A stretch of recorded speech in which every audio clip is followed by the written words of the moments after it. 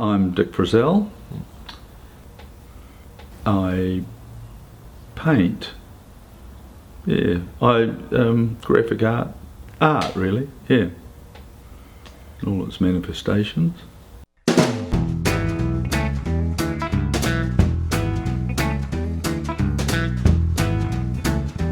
Why do I still do art when I'm over 65 and I could have retired? Maybe I did retire and take up art as a hobby. I don't know. I mean, it's just what I do. I just come out in the morning and I don't even think of it as art. It's just what I do, you know. I used to think of it as art because I was in a kind of an art dialogue with my peers and everything else, but now I seem to have drifted off into some crazy little world of my own. Growing up in Hastings was like growing up on the moon, basically.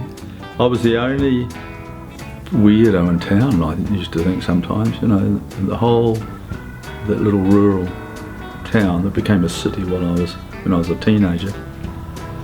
There wasn't, yeah, it was a weird cultural vacuum really. Yeah, I used to do, it was always, it was just called drawing and painting, no one called it art. But then I started being influenced by English cartoonists. Then I started figuring out that you were drawn to some things more than others, and then you would think, oh, maybe I'd quite like to be like that. Because I used to love cartooning, because then I had my favourite comics, and I had my, you know, like in the DC comics, the Flash was one of my favourite characters, but there's only one artist drawing the Flash that I liked. His name was Carmine Infantino, actually. I figured that out years later. So I mean, I'd only copy his work, and then in the Donald Duck comics, I would only copy Carl Barks's Scrooge. You know, it's interesting. I was the only guy in Hastings that knew these sophisticated details. So that's where you start to realise that you define your own personality by what you find yourself attracted to. You know what I mean? You're trying to figure out who you are.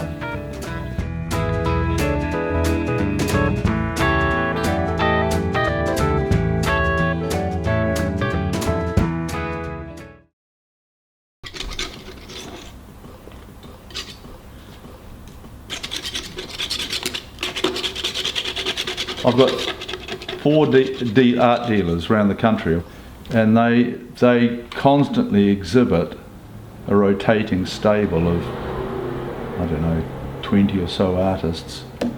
This is for an exhibition down in Hawke's Bay of works on paper at a little gallery that just exhibits works on paper.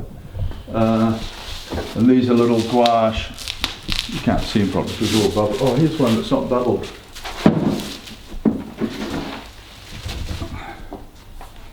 This is for an exhibition I had back in 2007. I mean, this is the other thing that happens, all this storage, this build-up of everything, you know. Galleries shut down, works come back, works go back out. A lot of this is old, sort of historic stuff. Like 1987 coffee grinder. You know, it'll find a home one day. I mean, this is here because no one bought it. If you want to see it done, you have to do it. This is what people don't realise. You actually have to figure out how to generate an idea. You know, you can't, it won't come to you just by sitting staring into space waiting for it to come down like divine inspiration. You know, I mean, those ideas like inspiration and that are kind of a very misleading, mythic concepts that drive me nuts. I mean, if in doubt, now I just go and paint a landscape, you know, that's one of my default positions, because they're always out there waiting to be dealt to. You know, just get in the car and away we go for a weekend, then bang, there's one. Early morning, just left the hotel, country hotel, bang, stop the car, you know, bang, there it is. Then I come back here and I'm always looking for like a big idea or maybe a whole lot of small ideas, depends on the kind of mood I'm in. But and I have a huge reference library that's insanely important. In fact, I used to talk about it a lot when I used to go into schools talking about children's book illustration, you know, the school journals.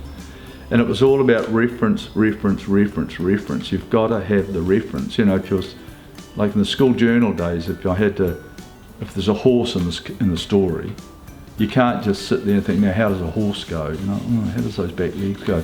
You have to go and get a book on horses. You know, this is it's so elementary, but a lot of people don't realise it, or don't seem to. Getting it out on the paper and get all the canvas or whatever it is, that's the hard bit, because it's like everything you think of, everything you think is probably wrong. Visualising up here doesn't mean anything, because it's never like you picture it in your head. You know, you think, oh, this is going to be great, and you start doing it, and go, oh, no, it's not. So that's when when the shit happens, and that's when the problem solving, and that's where the creativity comes from, in my view. Being able to be trained up enough on your subject to be able to make all the little necessary decisions that lead you to editing and constructing and actually making this thing as close to what you were trying to see in your head.